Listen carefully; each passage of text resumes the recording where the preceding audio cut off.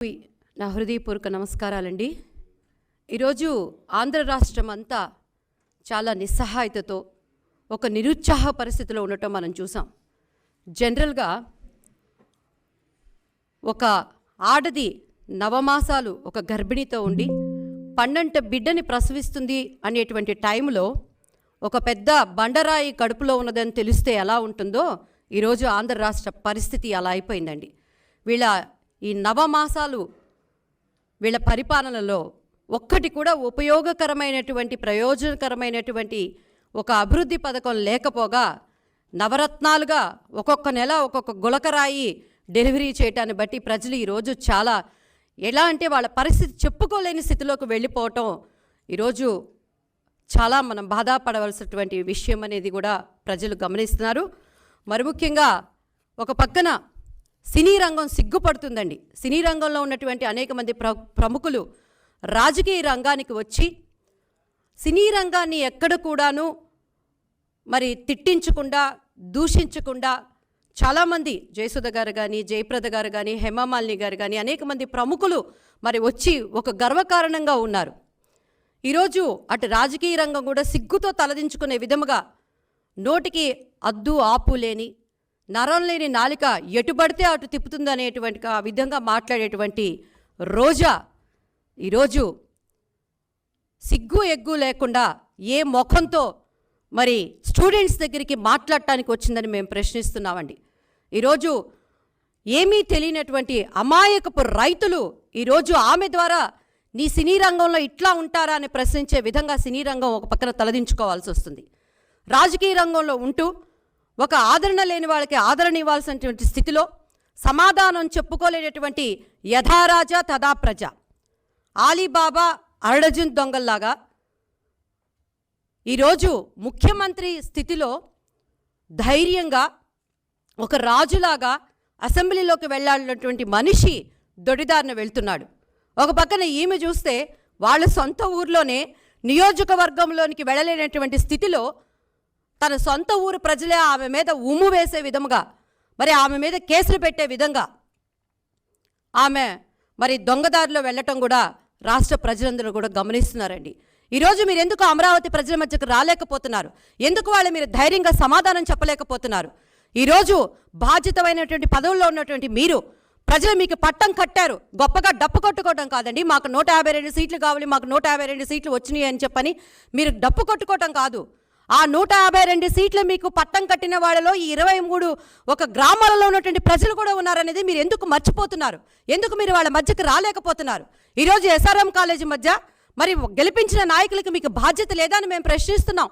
అమాయకపు ప్రజలు మిమ్మల్ని అడగటానికి వస్తే ఇంత అన్యాయంగా కొట్టిస్తారండి? ఇంటి దొంగని ఈశ్వరుడు కూడా పట్టలేడని మన వాళ్ళు పెద్దవాళ్ళు నానుడు ఈరోజు మీరు నిజం చేసి చూపించారు. దిశా చట్టాన్ని తీసుకొచ్చారు. మీరే అన్యాయం చేస్తుంటే, మీరే అక్రమం చేస్తుంటే అమాయకమైన ప్రజలు ఎవరి మీద వెళ్ళి కంప్లైంట్ ఇవ్వాలి?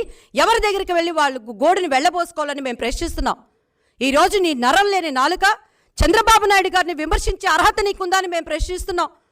ఆయన ఈరోజు మరి రథయాత్రని ఆయన చైతన్య యాత్రని వెళ్తుంటే మీ యొక్క దొంగతనాలు మీ యొక్క అన్యాయాలు ప్రజల్లోకి ఎక్కడ ఆయన తీసుకువెళ్తాడనే భయంతో నువ్వు దండం పెడుతున్నావు. ఈరోజు మరి చైతన్య యాత్రలో చంద్రన్న మాట్లాడేటప్పుడు అధికారం మీ చేతిలో ఉన్నదని చెప్పని రాష్ట్రాన్ని అంధకారం చేశారు, ప్రజల బ్రతుకుల్ని అంధకారం చేశారు. ఈరోజు మరి ప్రత్యక్షంగా ఆ స్ట్రీట్లో ఆ రాష్ట్రంలో ఆయన ఏ జిల్లాలో వెళ్తున్నాడో అక్కడంతా కరెంటు కోతలు తీసేశారు. కానీ ప్రజల హృదయాల్లో ఉన్న అభిమానాన్ని మీరు తీసేయగలరా అని మేము ప్రశ్నిస్తున్నాం. ఈరోజు రోజా సమాధానం చెప్పవలసినటువంటి మరి ఒక పక్కన ఆమె నాయకుడు దొంగదారిన వెళ్ళిపోతున్నాడు. పోలీసు యొక్క ప్రొటెక్షన్తో మరి ప్రజల మధ్యలోకి ధైర్యంగా రాలేనటువంటి నువ్వు కూడా ఎందుకు దొంగదారిన వెళ్లాల్సిన పరిస్థితి వచ్చిందని కూడా మేము నేను సూటిగా ప్రశ్నిస్తున్నామండి. ఈరోజు మరి నవమాసాల్లో ఈ 9 నెలల పరిపాలనలో మీరు చేసినటువంటి మరి నవమోసాలు బయటకు వచ్చినాయి కాబట్టి ఈరోజు ప్రజలు మిమ్మల్ని చీదర కొడుతున్నారు. మిమ్మల్ని మీ పరిపాలన అంటేనే భయభ్రాంతులకు అయిపోయే విధంగా ఉన్నారనేది కూడా నువ్వు గుర్తు చేసుకోవాలి. మరి ఈరోజు ఎందుకు మీరు 60 రోజులుగా ఈ రైతుల యొక్క ఆక్రందనని మీ చెవులలోకి ఎందుకు వెళ్ళట్లేదని మేము ప్రశ్నిస్తున్నాం. ఒక పక్కన మరి జగన్ యొక్క ఉన్మాదితనం ఎక్కడ బయటికి వస్తుందనని ఎంతకాలం మీరు మోసం చేసి ప్రజలని మీరు పక్కదారి పట్టించగలరు? తొందరలోనే మీరు వీటన్నిటికీ కూడా తగిన సమాధానం చెప్పుకోవాల్సినటువంటి పరిస్థితి కూడా మీకు వచ్చిందని తెలియజేసుకోమని చెబుతున్నాం. ఈరోజు మరి అనేక మంది పారిశ్రామికవేత్తలు ట్విట్టర్లో మరి మీడియా సాక్షిగా వాళ్ళు చెప్తున్న విషయాలన్నీ కూడా మీ చెవునికి సోకట్లేదా? వాటికి ఎందుకు మీరు స్పందించట్లేదని మేము ప్రశ్నిస్తున్నాం. మరి ఎప్పుడు కూడా నేను ఒక్కటే చెప్తున్నానండి, కోపం ఆవేశం ఉన్న వాళ్ళకి మోసం చేయటం రాదండి. కాబట్టే మా చంద్రన్న డైరెక్ట్గా వెళ్ళిపోయి మోడీ గారి దగ్గర మరి ఎలక్షన్స్ ముందు నుంచి కూడాను అంతకు ముందు నుంచి కూడా ఆంధ్ర రాష్ట్ర అభివృద్ధి కొరకు ఆయన పాకులాడాడు, పోరాడాడు. అరుపెరిగిన ఋషిలాగా ఇప్పటికీ కూడా దాని గురించి ఆయన శ్రమ పడుతూ ఉన్నారు. మరి మోసం చేసేవాడికి కోపము ఆవేశం రాదు, కానీ మరి అటువంటి దానికి ప్రతీకగా జగన్మోహన్ రెడ్డి గారు కోపం ఆవేశం లేకుండా దొంగ నవ్వులు నవ్వుకుంటూ అందరికీ నెత్తుల మీద ముద్దులు పెడుతూ మరి చాకచక్యంగా తనకి ఆ పదవిని సంపాదించుకొని ఈరోజు ప్రజల మధ్యలోకి రాలేకుండా ఒక ఉన్మాదిలాగా కక్షపూరితమైనటువంటి పరిపాలన చేస్తున్నాడు. రోజాకి దీని గురించి అసెంబ్లీలో కూర్చొని జబర్దస్త్ డైలాగులు, ఏ సినిమా రోజు రిలీజ్ అయిపోతే ఆ సినిమా డైలాగులు, సిగ్గు ఎగ్గు లేకుండా పాము పగ పడగ చుట్టం అనే విధంగా ఒక పక్కన చంద్రబాబు నాయుడు గారిని తిడుతూనే ఇంకొక పక్కన మరి లోకేష్ బాబు గారిని విమర్శలు చేస్తూనే సినిమా అవకాశాల కోసం ఎంగిలాకులు ఏరుకునే విధంగా సిగ్గు లేకుండా అసెంబ్లీలో బాలయ్య బాబు గారితో సెల్ఫీలు దిగటం కాదమ్మా పరిపాలన అంటే. ధైర్యంగా మీ చంద్రన్న మీ యొక్క జగన్మోహన్ రెడ్డి గారి దగ్గరికి వెళ్ళి భజన కార్యక్రమాలు ఆపుకొని ఎందుకు మనం ప్రజల మధ్యలోకి వెళ్ళలేకపోతున్నాం? ఎందుకు ప్రత్యేక హోదా సంవత్సరం నుంచి 2014 నుంచి 2019 వరకు కూడా ప్రత్యేక హోదా మా హక్కు అని చెప్పని ఎందుకు మనం తీసుకురాలేకపోతామని ప్రశ్నించడం నేర్చుకో ధైర్యంగా. ఈరోజు ఒక తప్పును తప్పుగా ఖండించడం నేర్చుకోమని మేము ఆమెకి తెలియజేస్తున్నాం. పరిపాలన అంటే మేకప్లు కొట్టుకొని ఏదో మనం ఏ ఎండక ఆ గొడుగు పట్టే విధంగా కాదండి. కాబట్టి ఈరోజు ప్రజలకి సమాధానం చెప్పుకోలేకుండా ఎందుకు మీరు దొడ్డిదారిన వెళ్తున్నారు? ఒక పక్కన మళ్ళా ఈ వయసు అయినటువంటి కాలంలో ఆంధ్ర రాష్ట్ర అభివృద్ధి కొరకు ఈరోజు రాష్ట్ర పరిస్థితి ఏంటంటే పారిశ్రామికవేత్తలు ఏంటి ప్రతి ఒక్కళ్ళు కూడాను ఒక ఎలా అంటే అన్నం తింటున్నారు, అన్నీ చేస్తున్నారు, కానీ ఒక దిగులు జీవితంలో గడుపుతున్నారు. కేవలం మీ పరిపాలన వల్లనేనండి. ఇల్లు అలకంగానే పండగ కాదు, అధికారం కట్టబెట్టించుకోగానే రాష్ట్ర అభివృద్ధి అయిపోతుందో అనుకోవటం కాదు. ఈరోజు వైజాగ్కి మీరు ఎందుకు ప్రచారానికి వెళ్ళారు? ఎందుకు మీరు అక్కడ ఏ ఏ భూములని మీరు ఆక్యుపై చేయడానికి, ఎలా మీరు ప్లేసులు చూసుకోవడానికి వచ్చారన్నది కూడా ప్రజలు గమనిస్తున్నారని తెలుసుకోండి. ఒక పక్కన విశాఖ ప్రజలు గొగ్గోలు పెడుతున్నారు, మా భూములు స్కామ్ చేయకండి, మీ ఎంఆర్ఓలు ఎమ్మెల్యేలు మీరు ఇచ్చినటువంటి ఒక ఆర్డర్స్తో వాళ్ళు వెళ్ళిన వాళ్ళని ప్రజలు తిప్పి కొడుతున్నారు. ఈరోజు మండలంలో నిన్న జరిగిన సంఘటన, మరి అక్కడికి అధికారులు వచ్చి ఆ భూములన్నింటిని కూడా కొలతలు వేసినప్పుడు ప్రజలే తిరగదిప్పి మీకు బుద్ధి చెప్తున్నారు. వీటన్నిటికీ సమాధానం చెప్పడానికి మీ దగ్గర ధైర్యం లేదా అని చెప్పని మేము ప్రశ్నిస్తున్నాం. జబర్దస్త్లో ఎకిల్ నవ్వులు నవ్వుకుంటూ అక్కడ మనము 4 డైలాగులు చెప్పి డబ్బులు సంపాదించుకోవటం కాదు పరిపాలన అంటే. ఒక మాట అనే ముందు ఆలోచించండి.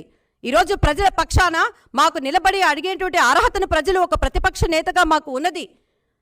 మరి ధైర్యంగా మాట్లాడే వాళ్ళని మీ పెయిడ్ ఆర్టిస్టులు పెట్టి ఏదో కించపరిచే వాళ్ళ విధంగా మాట్లాడినంత మాత్రాన మేము ఇక్కడ జారిపోయి భయపడిపోతాం అనేది కూడా లేదని మీరు తెలుసుకోవాలని చెప్పి కూడా మేము మీకు ధైర్యంగా మేము తెలియజేస్తున్నామండి. కాబట్టి ఈరోజు ఒక పక్కన నీ నియోజకవర్గం ప్రజలు మిమ్మల్ని చీకొడుతున్నారు, ఇంకొక పక్కన ఆంధ్ర రాష్ట్రంలోకి రావడానికి ధైర్యం లేకుండా స్టూడెంట్స్కి అసలు ఏ అర్హతతో మీరు వెళ్ళి వాళ్ళ మధ్యకి సిగ్గు లేకుండా వెళ్తున్నారని మేము ప్రశ్నిస్తున్నాం. ధైర్యంగా అమరావతి కోసం బయటకు వచ్చే స్టూడెంట్స్ని ఇష్టానికి కొట్టిస్తున్నారు, వాళ్ళ మీద కేసులు పెడుతున్నారు, వాళ్ళని భయభ్రాంతులకు గురి చేస్తున్నారు. మీరు బయటకు వచ్చారంటే మీకు పాస్పోర్ట్స్ ఉండో, మీకు ఫ్యూచర్ ఉండదని చెప్పని వాళ్ళని అన్యాయంగా చిత్రహింసలకు గురి చేస్తున్నారు. అయినా కూడా ప్రజలు ఒక అలుపెరగని ఋషులులాగా ఈరోజు 62 రోజుల నుంచి ఆడవాళ్ళని బయటకు వచ్చి వాళ్ళకి పెట్టేటువంటి హింసలు కానీ, వాళ్ళని కొట్టే కొట్టుళ్ళు కానీ, వాళ్ళ మీద పెట్టే కేసులు కానీ, వాళ్ళు ఏమైనా పాకిస్తాన్ నుంచి వచ్చారా, వాళ్ళు ఏమైనా కాశ్మీర్ నుంచి వచ్చారా? వీటన్నిటికీ మీరు ఎందుకు సమాధానం చెప్పలేని స్థితిలో ఈరోజు దొంగదారున కాలేజీల్లోంచి మీరు బయటికి వెళ్ళిపోతున్నారు, దొంగదారున మీ నియోజకవర్గంలోంచి బయటికి వెళ్ళిపోతున్నారు, దొడ్డిదారున సపరేట్ రోడ్లు వేసుకొని ఒక పరదాలు కట్టుకొని వెళ్ళి రావాల్సినటువంటి స్థితి 23 రాష్ట్రాలలో 29 రాష్ట్రాలలో ఏ ఒక్క రాష్ట్రానికి పట్టినటువంటి దౌర్భాగ్యపు స్థితి ఈరోజు ఆంధ్ర రాష్ట్రానికి పట్టిందన్నది నిజం కాదా? అది మీ పరిపాలన వల్ల కాదా? ప్రతి ఒక్క ఛార్జెస్ తగ్గిస్తామన్నారు. ఈరోజు ప్రజలు చాలా పశ్చాత్తాపడుతున్నారండి. ప్రజా వేదిక, అది చంద్రబాబు గారి వేదిక కాదు, అది తెలుగుదేశం పార్టీ వేదిక కాదు. ప్రజల యొక్క వేదికని వీళ్ళు కూల్చినప్పుడే మేము ధైర్యంగా బయటకు వచ్చి మా వేదికని ఎందుకు కూల్చావు అని చెప్పని మేము అడుగుంటే ఈరోజు మన ఆంధ్ర రాష్ట్రానికి గతి పట్టుండేది కాదని ప్రజలు ఒక్కళ్ళు కూడా పశ్చాత్తాపడుతున్నారండి. దీనికి మీరు ఏం సమాధానం చెప్తారు? ఈరోజు కరప్కట్ కట్ట మీద ఉన్నటువంటి మిగతా భవనాలలో ఒక్క ఇటుకను కూడా మీరు ఎందుకు లేకపోయారు? ఈరోజు ఒక పేదవాడు కడుపు నిండా తినే అన్నాన్ని వాడు పొట్ట మీద కొట్టి అన్నా క్యాంటీన్లు తీశారు. మేమేమి చంద్రన్న క్యాంటీన్లు పెట్టుకోలేదే, అన్నా క్యాంటీన్ అని చెప్పని ఒక 5 రూపాయలకి తృప్తికరమైన భోజనం పెట్టాం.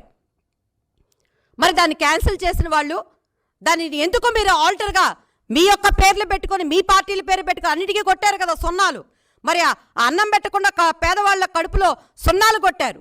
వీటన్నిటికీ మీకు సమాధానం చెప్పుకోవడానికి మీ దగ్గర ధైర్యం ఉందని మేము ప్రశ్నిస్తున్నాం.